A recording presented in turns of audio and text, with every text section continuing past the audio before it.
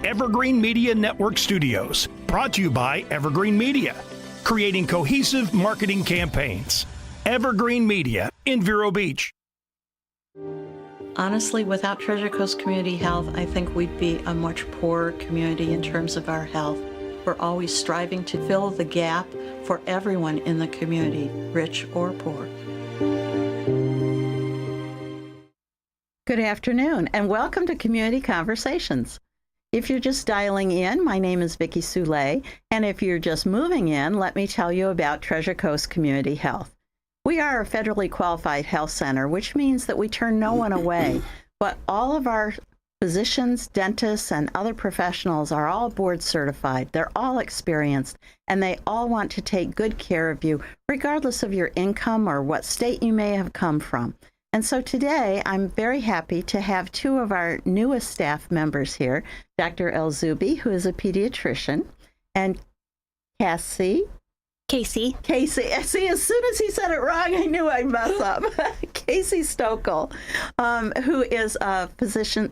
Sorry, here I go again. I'm a family nurse practitioner in pediatrics. Thank you, and I knew that. And so my tongue is just all over, and if this weren't live, I'd ask for a rerun, but we're just going to plow on. Dr. Elzoobi, welcome to town.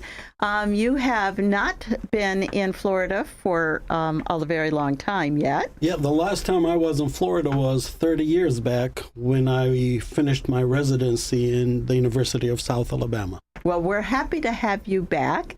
As a very experienced pediatrician, and now you have a colleague who's also new like you, although you're practicing at different locations at Treasure Coast, correct? Yes, I'm at Oslo location, and Dr. Elzoobi is at Central location. And so you have a pediatrician that you're working with? Yes, I work with Dr. Souffrant. Who is absolutely wonderful. Amazing. So let's talk about the things that are important to parents. Why, in such a busy environment and a changing medical environment, why do you guys insist still on having well child checks? Is that an outdated terminology? No, not at all. This is the most important aspect of coming to your doctor. Especially the first 2 years, they're very intense, and they start after birth, and you've got 2, 4, 6, 9-month, 12-month, 15-month, and 18-month well exams, and then 24. Then we start spreading them once a year. The important aspect of these exams are, first of all, you're building trust with the physician or the nurse practitioner. And that's very, very important. We need trust, so you can trust our recommendations, believe what we're talking about. The other aspect that is so important is the developmental screening. Casie can tell you a little bit about those developmental screenings. Go ahead. Yeah, so on a routine basis for your well child checks, we like to make sure we know what's going on from a gross motor, fine motor, speech and language. We want to know where your child is versus other children at their age group, right? We like to say there's a spectrum of development. And so we like to know that you fall within that spectrum. And it's important to know that they're well within the spectrum, but it's also important to know the outliers, when they're really far ahead of their development and when they're kind of falling behind. And that's only seen at well child checks. That's hard to do at a sick visit in 15 minutes. And that's where we come in, and we're able to say, hey, are we seeing red flags? For example, right now we're seeing an increase in the diagnosis of autism or autism spectrum disorder, which a lot of people connected to vaccines, and that's misinformation actually. But we're able, while we're doing these well exams, start saying, hey, things aren't right, and move ahead. And even when they are right, I can tell you as a new parent, I grew to love my pediatrician because they had answers that I wasn't sure that my mom and my aunts and my girlfriends were giving me the right scoop on. And so it was like, it was sort of like a trial balloon. I'd ask him something and then kind of measure what he told me. And he really cinched the deal when he endorsed my breastfeeding, because I wasn't sure if that was really the right thing for me and my child at that time. And he was like, you go, girl, have a beer. Increases your milk production. I was like, I like this guy. Not that I'm a drinker, okay, but just the idea that he was open to whatever you think is right, it probably is, but ask me anything. Well, what Dr. Elzoobi said was just right. Like, that's all development of a relationship that you have during those well-child visits. It's getting to know the provider as a person and getting to know them as a medical professional that kind of forms that relationship so that you can partner to take care of those kids. Yeah. Exactly. Partnership is the key. And so I'm going to flip it around, because there's always those folks that'll be devil's advocate and say, well, what if you don't agree with what the doctor just said to you about your child? Well, as caregivers, we're open to that, and we will implore the parent to get a second opinion. Okay, that's very important. And that's why I asked, who are you working with at Oslo? Because a lot of folks will say, well, a nurse practitioner, they're not a real doctor. I'm sorry, but, I hear it all.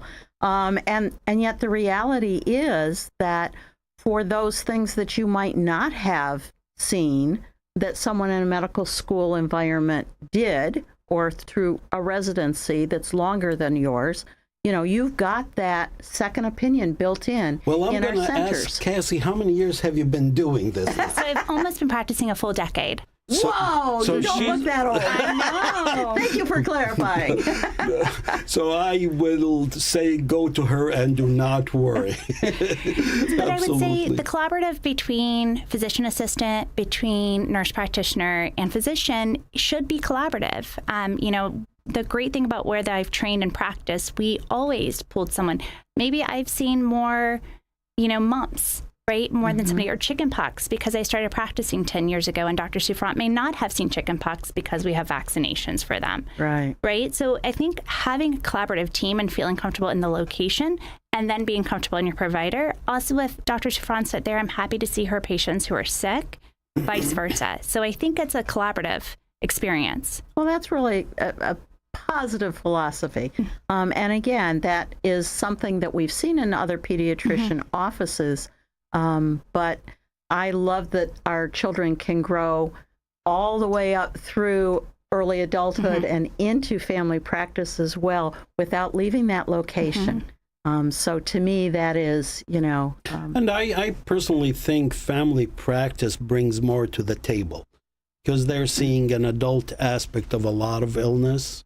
Okay, and now we're seeing, going back to the well exams, we talked about from birth to 2 years of age, but I would like to emphasize teenage well exams. We're seeing a lot of adult pathology, obesity, hypertension, depression, and post-COVID, we've had a lot of mental illness. So a good nurse practitioner or a physician who is in family practice has seen adults, and they're able to address that. Yeah, many of our family practice folks will say, I'll see children, sick children from 5 or 6 up, but I especially like working with the younger teens. And yeah, you left off the list sexual activity. Well, then we're going to talk about that in a moment. I was going to say, I have a teenager, so that is a topic we have to discuss. Yeah. So one of the things that I have learned through working with the Moonshot Community Action Network, which is a part of the Learning Alliance, is that when we expect children to read very well in 4th grade, because at that point, you're no longer learning to read, you're reading to learn. And so we started to peel that onion back many years ago and found that we can't just worry about VPK and kindergarten being the readiness point. It's all those early skills, and that goes all the way back to prenatal. They used to laugh at us when we'd rub our belly and say, how you doing in there, Junior? No, absolutely. Okay, but the reality is that that's probably as old as time, and it does help with the communications.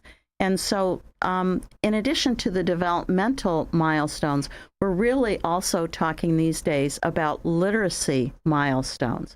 does your children have a vocabulary? And we used to call it speech therapy. So I guess it's sort of the same kind of thing with just updated terminology. But, I, again, have gotten insight from a lot of pediatricians in terms of, yes, there's a place for the entertainment piece, whether it's on the television in Sesame Street or on your phone and all the cute things there to keep children entertained. But reading comprehension is about vocabulary and then and understanding. It's sort of an algebraic thing. And if you don't have a strong enough vocabulary, then you're not going to be able to advance in your learning as quickly as you need to. And so that really begins at birth. And they talk about, there's a little jingle, and I'm not going to sing it, but it's basically sing, play, create. Okay, there's a lot of different ways to interact with your child to build those vocabulary skills. I got caught with driving around town and going home at night. My husband would say, "So what did you guys do today?" McD. Yeah, okay. That was a vocabulary word we could have skipped. Well, the developmental screens are of paramount importance. I'm going to stress them again. And they address those issues, from communications to socializations to fine motor, gross motor. And they are done up to 4 years of age. Okay. And if a parent is coming on a regular basis, the doctor or the nurse practitioner will pick up any failures. And that's so true, because as parents, we just get used to what our children are doing and accept it and love them. And so when you guys have got some months and some other children in between, and yet go back to your notes, it's real obvious in some cases. Absolutely. Yeah. Absolutely. And so do you do referrals then for some of the children? How, if you do pick up something, is that a bad thing? I'm going to give you an example. So let's talk about autism or autism spectrum disorder. Usually we start seeing red flags around 12 months. By 15 months, we're saying, there is something, and we do an MChat. Okay. And that's an evaluation. Okay. Evaluation for almost, it's a developmental screen, but it's a social, to see how the child is interacting socially. Okay. A good nurse practitioner or a physician by 18 months to 24 months will say there is definitely something that has to be addressed. Okay. But we know right now, the earlier you intervene, the better the outcome. And that is why we implore parents, please bring your kids in for their well exam. Okay. Well exams are not about vaccines. Casie can tell us even about the growth. You want to say that again? That just occurred to me. Well exams are not about vaccines. Yes. Well, are they about vaccines? Not necessarily, no. Okay, so you can get them, but it's your right as a parent to do what you think is appropriate for your child. Right. Okay. Right. It's our job as clinicians to explain why the vaccines are important, or what is needed, or what could be the side effects of having those vaccines, right? We're here to educate and explain what's the purpose, but it's your right always to decide what you want to do with your child. The schools do require it here, but we want to make sure that we know which ones are required by school and if you're choosing public school. And this should all be a conversation with your doctor. And that goes back to that rapport, right? Having that rapport with your clinician is so important so you can have these open and honest conversations. Well, it is definitely a subject of debate these days. I think, that whole exposure with COVID has divided a lot of folks.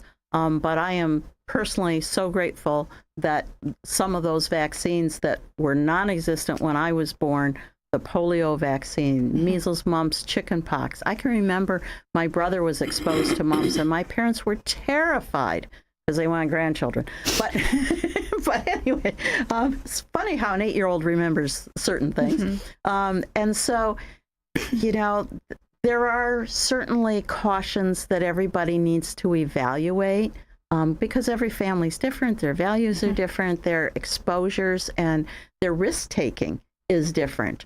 But having achieved this milestone of older, I'm really grateful that I did not have to deal with some of those things that people my age did. I still have friends who limp from polio. Right. And some of the discussion with us as clinicians is making sure that we explain, what terms that you may hear in the public, like herd immunity, right? Why that's important, why we're continuing vaccination rates and keeping them up. There was an interesting talk that I listened to last Wednesday from Nemours that kind of discussed what are we looking at as in Central Florida for measles? Will we start to see measles outbreaks because the vaccination, the herd immunity is dropping, right? And how we need to be as Florida clinicians, mindful of that when we talk to our patients. So some of those things you were fortunate not to see, we could see again if we're not being careful to discuss and have these conversations with our patients about why we vaccinate. We only tell the parents, if you're not going to vaccinate, please give us the time to talk about the vaccine. Be open to listening. Listen, okay? And the other issue that after a certain age, there are certain vaccines that a child is not going to get. That's very, very important. Going back to the issue you brought up, that we are lucky that there are certain diseases we are not seeing, and I'm going to talk about polio, for example. This vaccine was introduced in 1960, and by 1993 or 97, polio is eradicated in our country. But there is still danger. We are a community in flux. We have new immigrants, legal or illegal. Nobody knows about the vaccination status of a lot of people, so it behooves us to get vaccinated. Protect our children the way our parents protected us. Exactly. Dr. Elzoobi, I hate to interrupt, but I'm failing as a host. We were supposed to take a little break for our sponsors to tell us more, so we're going to come right back, okay? Hold that thought.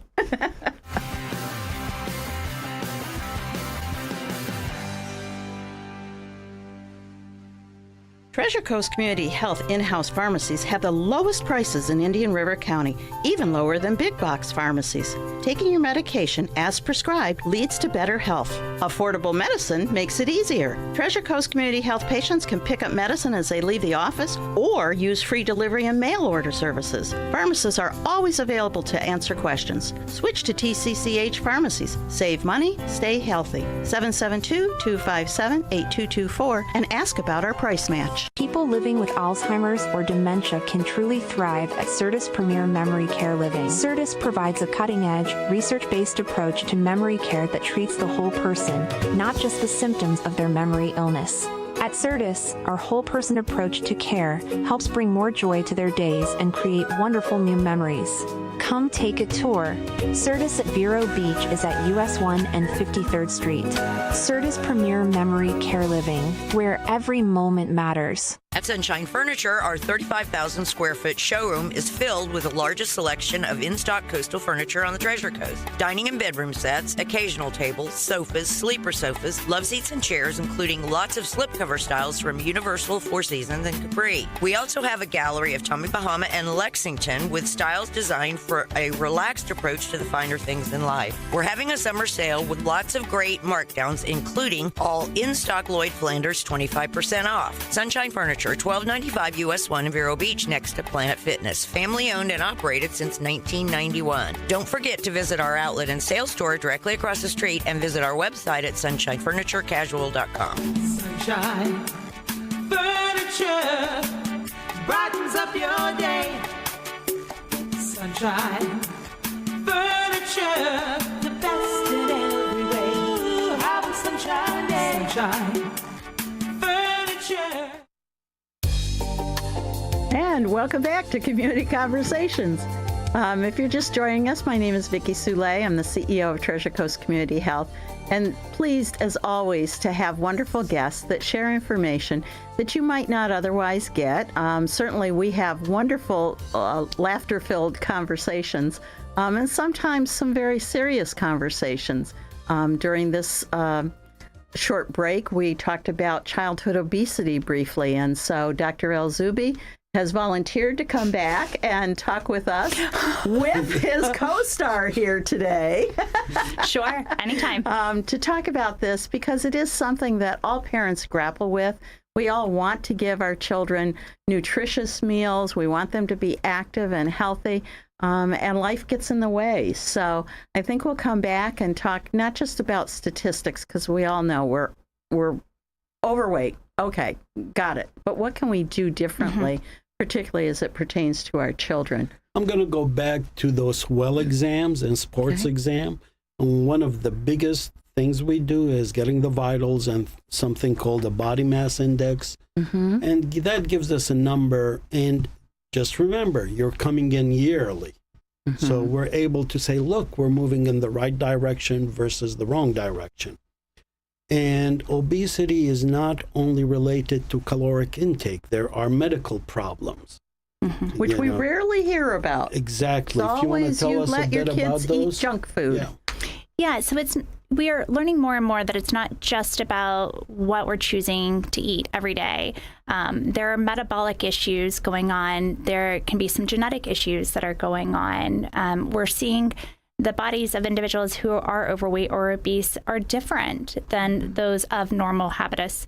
You know, I think one of the things in pediatrics that we're trying to do is look at the family as a whole. We do still talk about nutrition. It happens at every well exam. I know Dr. Elzoobi did. He just saw my children. But we want to make sure we're also talking about some of the other cultural, reasons. Are there environmental reasons, right? Do you have access to play? Do you have access to play soccer, join a league, go to a playground? Healthy food. What's your access to food? So it's a multifactorial issue that we need to start breaking down and having tough conversations about. And when you talk about genetics, I think, type 1 diabetics are usually diagnosed somewhere between 7 and 12 years of age, as I recall. And so, again, well-child visits are really important. We always laughed. Well, I won't go into it. We had our own family discussion about how you could tell. And it involved boys and snow, so let's just leave it at that. We will certainly have you back and talk about those things. Parents, certainly, both of these folks are new. Their schedules haven't loaded up yet, but I can see it happening. So if you're looking for a pediatrician, I cannot say enough wonderful things about these two. Thank you. Dr. Elzoobi is in our central location, right outside of the Kmart Plaza, the post office, soon to be the Tractor Supply place, 5 days a week. 5 days a week. 5 days a week. And you are 4 days a week? I'm 4 days a week at Oslo. Only day I'm not in office on Wednesday. Okay. And your doctor covers all of that anyways. Yeah. So again, 257-8224. We really appreciate the fact that you have choices. And we hope that you choose us. We take Medicaid. We cover children who are not covered by any insurance, including Medicaid, on a sliding fee scale basis. We have a great crew that appreciates you as parents and will do everything that they can to advocate for you and your children to have the very best life. So don't hesitate to give us a call. And next week, we will be having someone just as entertaining and helpful. So again, dial in on Saturday at 4:30. Tell your friends we're on Facebook. And so if they weren't able to listen to this, go to TCCH INC on Facebook, and you'll be able to pick up their recording. So again, my thanks for being a part of our community, and we'll see you next week. Thank you. Thank you. Thanks.